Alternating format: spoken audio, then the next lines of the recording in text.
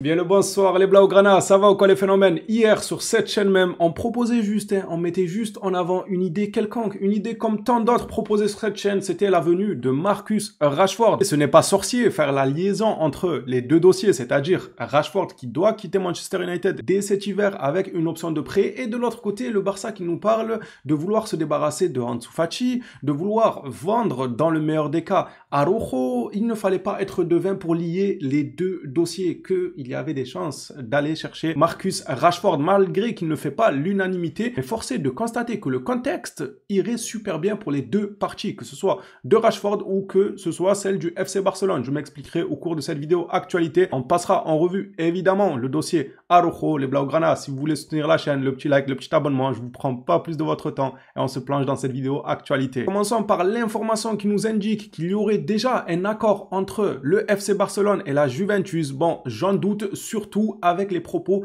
que Fabrizio Romano a eu à dire juste après, on en parlera. Accord total entre les agents de Ronald Araujo et la Juventus. Pour le moment, le joueur n'a pas donné son OK final. C'est là où il va falloir savoir est-ce que Araujo joue encore au jeu dangereux de faire monter une rumeur, de dire je suis à rien de signer dans un autre club, donc acceptez, faites un effort salarial vis-à-vis du Barça, ce qu'ils lui ont proposé, ou est-ce que Ronald Araujo finira par donner ce fameux OK? Peu importe, lui aussi c'est un peu à l'image de Laporta avec Olmo, le message est déjà envoyé. C'est ça que je veux dire moi sur ce dossier, c'est que même s'il fait ça pour mettre la pression au Barça, pour qu'il lui augmente son salaire, et après, même si le Barça finit par flancher et qu'il lui augmente son salaire et qu'il prolonge avec une augmentation salariale qui est assez conséquente au-delà de ce que le joueur mérite, parce que certes, il a un talent, mais il passe quand même beaucoup de temps à l'infirmerie et c'est un fait. Ça aussi, il faut le dire les gars, c'est un fait réel. On se passe beaucoup de ses services. Dans quel honneur il se croit prétendre un salaire que le Barça ne peut lui accorder car il n'a tout simplement pas l'envergure de ce salaire. Il ne peut pas. Il peut pas atteindre un tel salaire en restant 4-5 mois dans la saison à l'infirmerie.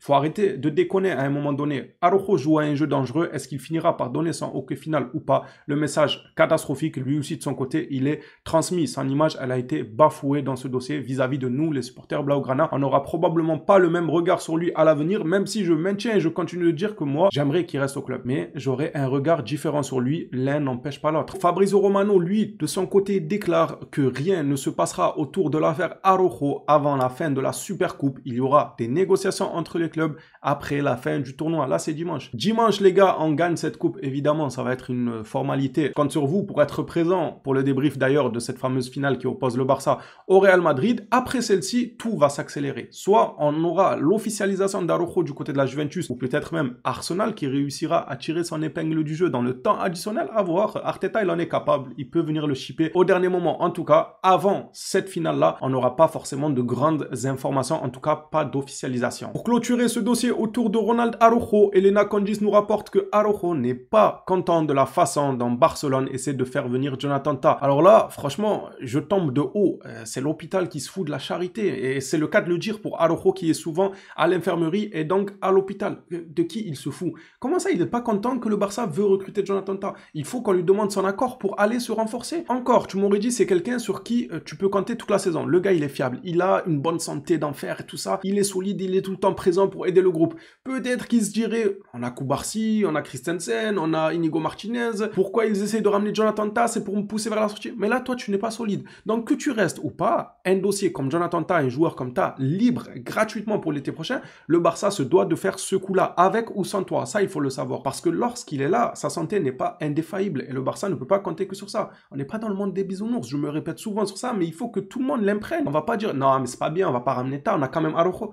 Où vous avez vu qu'on a Araujo toute la saison? Dites-moi où vous avez vu qu'il joue du premier au dernier match de la saison, toute compétition confondue. Arrêtons 2 minutes. L'intérêt du club passe avant tout. Et si on se devait d'être objectif, l'intérêt du club, il est dans le renforcement. Il faut se renforcer, peu importe les joueurs que tu as. Si tu as un joli coup à faire durant le mercato, il ne faut pas hésiter à le faire sous prétexte que tu as un tel. Passons maintenant au dossier Rashford. Hier, on exposait juste l'idée en disant pourquoi pas. Ansu Fati par là, Rashford en prêt 6 mois, mais ça serait le deal qui atténuerait un peu ce mauvais message envoyé de la part de Laporta.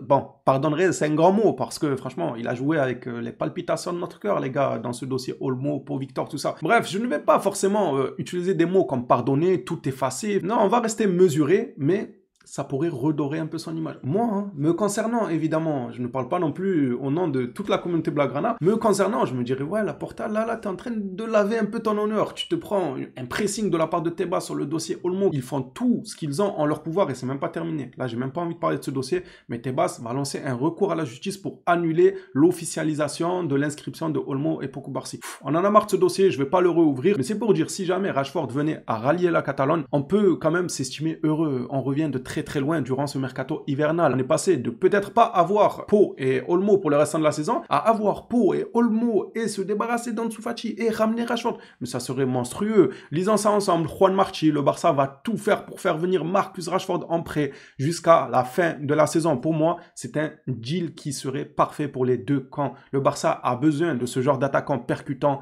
rapide, balle au pied, qui est polyvalent. Il peut jouer en neuf, il peut jouer sur les ailes. C'est quelqu'un d'intéressant et en plus de ça, c'est quelqu'un qui n'a pas encore tout fait dans sa carrière. On connaît le potentiel qu'il a. En plus de ça, c'est une question de mental. Moi, j'ai tendance à toujours croire que les joueurs qui flopent dans certains clubs, s'ils vont dans un club, ça ne sera pas les mêmes. Ils repartent de zéro, sur de nouvelles bases. Ils sont là, ils refont ami avec tout le monde dans les vestiaires. Ils veulent montrer ce qu'ils valent auprès de leurs collègues ainsi qu'au coach et à la direction. C'est un nouveau délire qui se crée lorsqu'un joueur change de club. Je le vois comme ça. Je parle pas d'un achat à 60, 70, 80 millions là. Faites-lui confiance pour Rashford. C'est une question de mental. Le gars, il a le mental dans les chaussettes. Il peut se relancer du côté du Barça. On va passer à d'autres informations concernant le joueur. Continuons à lire ça ensemble. Marcus Rashford accepte de renoncer. Carrément, les gars. Il commence déjà à faire des appels de phare. À 2 millions sur les 5 millions qui lui restent à percevoir cette saison pour rejoindre le Barça. En gros, il a déjà perçu la moitié de son salaire lors des premiers mois de la saison. Et là, il lui reste encore un salaire à percevoir. Il veut faire un effort sur ce salaire-là pour rejoindre le FC Barcelone. Lui, là, c'est un club comme le Barça qui lui faut. C'est un club qui peut lui donner sa chance. Je ne le vois pas aller dans un... Enfin, j'arrive pas à voir. Objectivement, j'essaie de voir un peu des clubs où il pourrait atterrir. Je ne vois pas un club qui englobe autant un bon contexte comme celui du Barça. Le contexte de perdre Fati, le contexte d'avoir besoin de ce genre de joueur. Car voilà, Rafinha, en plus de ça, ces derniers matchs, Rafinha, il nous fait penser énormément au Rafinha de la saison passée. On a besoin de ce genre de joueur. Il pourrait aller comme un gant au Barça. Di Marzio, lui, annonce carrément qu'il y a eu une rencontre entre les agents de Rashford et le FC Barcelone. Ça, c'est de la nouvelle, les gars.